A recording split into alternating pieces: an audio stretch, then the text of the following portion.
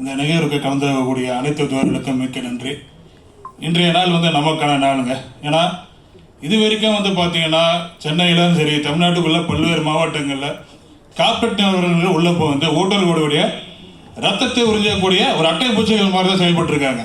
நம்ம எவ்வளோதான் கஷ்டப்பட்டாலும் நமக்கான வருவாயும் கிடையாது, நமக்கான ஏற்படு எதுவுமே கிடையாது. இந்த கார்பரேட் நிறுவனங்களுக்கு எடுத்து பல்வேறு போராட்டங்கள் நம்ம பண்ணியிருக்கோம், அரசாங்கத்துக்கிட்டே முறையிட்டு இருக்கோம், கால்டாசிகளுக்கு வெளிநாடு மனு சொல்லி பல்வேறு மனுக்களை நம்ம கொடுத்துருக்கோம். ஆனால் இது வரைக்கும் ஓட்டுநர்கிட்ட இருந்து வரி வேணும், ஓட்டுநர்கிட்ட இருந்து என்னென்ன வருமானம் அவங்களுக்கு தேவையோ எல்லாமே இந்த அரசாங்கம் பெற்றுக்கணும். ஆனால் எந்த ஒரு ஓட்டுநருக்கும் இந்த அரசாங்கம் எந்த ஒரு நல்லதையும் பண்ணாது. நம்மளும் பல ஆப்பில் இது வரைக்கும் சென்னைக்குள்ள வந்திருக்காங்க லான்ச்சிங் சொல்லிட்டு. ஆனால் இது வரைக்கும் யாருமே நிலையாக நின்று விட்டுருக்காங்கல்ல இந்த கார்பரேட் நிறுவனம் கிட்ட இருந்து. ஆனால் நம்ம யாத்திரை அது செய்கின்ற ஒரு நம்பிக்கையோடு தான் தொழிற்சங்கங்கள் கூட்டமைப்பு போட்டு நம்ம இங்கே ஒன்றிணைந்து செயல்பட்டு அவங்களுக்கு ஆதரவு கொடுக்குறோம். நம்ம யாத்திரையை பார்த்தீங்கன்னா எந்த அளவுக்கு எங்களுக்கு ஓட்டுநர் உறுதுணையாக இருக்காங்களோ அதே மாதிரி எங்களோட ஓட்டுநர்களும் நம்ம யாத்திரை டீமுக்கு உறுதுணையாக இருப்போம். வாடிக்கையாளர்களும் சரி, ஓட்டுநர்களும் சரி, நாங்கள் சேஃபாக அவங்களுக்கான தேவையை நாங்கள் பண்ணி கொடுப்போம். எங்களுக்கு தேவை ஒரு உறுதித்தன்மை மட்டும்தான். ஏன்னா இன்றைய தேதி வரைக்கும் அட்டை பூச்சிகளை கூட உறிஞ்சக்கூடிய கார்பரேட் நிறுவனங்கள் எங்களை காப்பாற்ற வேணும் என்றால் நாங்கள் உங்களுக்கு சப்போர்ட் பண்ண நாங்கள் ரெடியாகவே இருக்கோம். இது வரைக்கும் யாருமே எங்களுக்கான சலுகையை இது வரைக்கும் பண்ணது கிடையாது. ஆனால் நம்ம யாத்திரை டைம் எங்களுக்கான ஒரு ரேட்டை, நல்ல ரேட்டை கொடுக்கணும். அது மட்டும் இல்லாமல் ஓட்டுநர்களுக்கு பல்வேறு திட்டங்களை அறிவிக்கணும்.